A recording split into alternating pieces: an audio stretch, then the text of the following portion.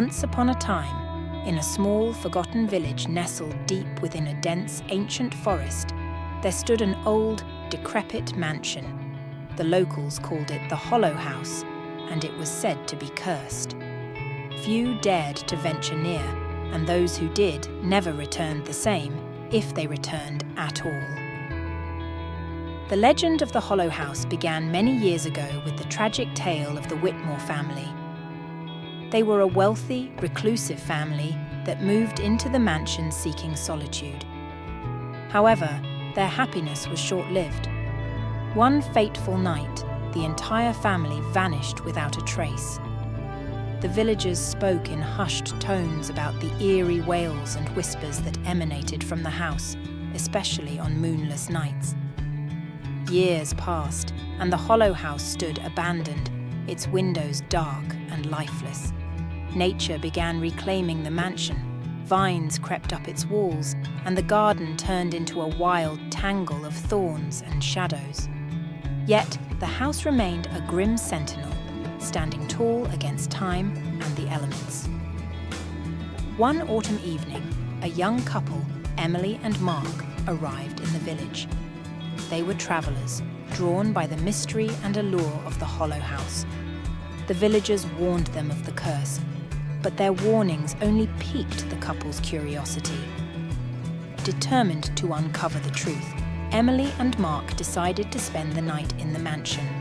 Armed with a flashlight and a sense of adventure, they made their way through the overgrown path leading to the Hollow House.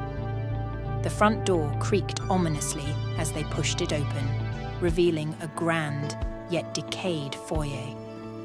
The air inside was thick with dust and the faint scent of something rotten. As they explored, strange things began to happen.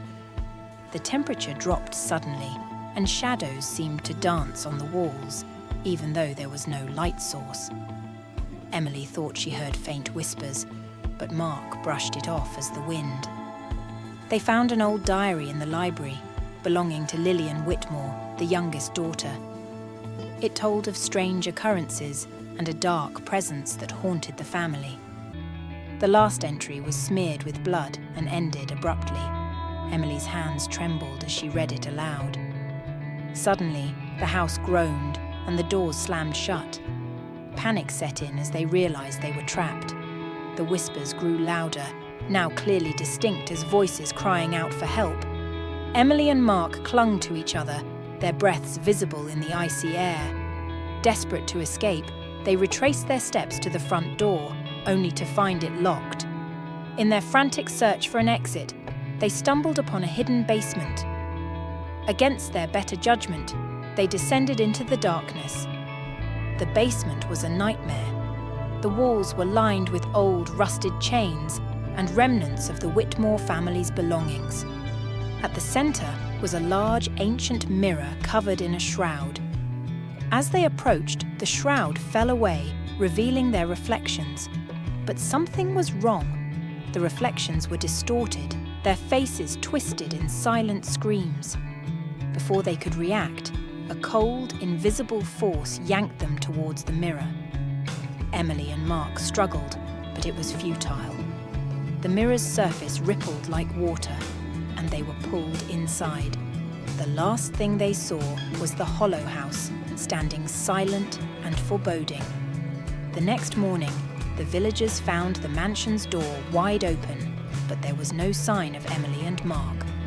The only clue was the old diary, lying on the floor with a new, final entry in Lillian's hand. Beware the mirror, it hungers for the living.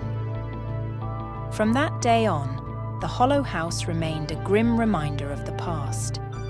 The villagers kept their distance, knowing that the house was never truly empty. For within its walls, the souls of the curious and the brave were trapped, their whispers forever echoing through the cursed halls.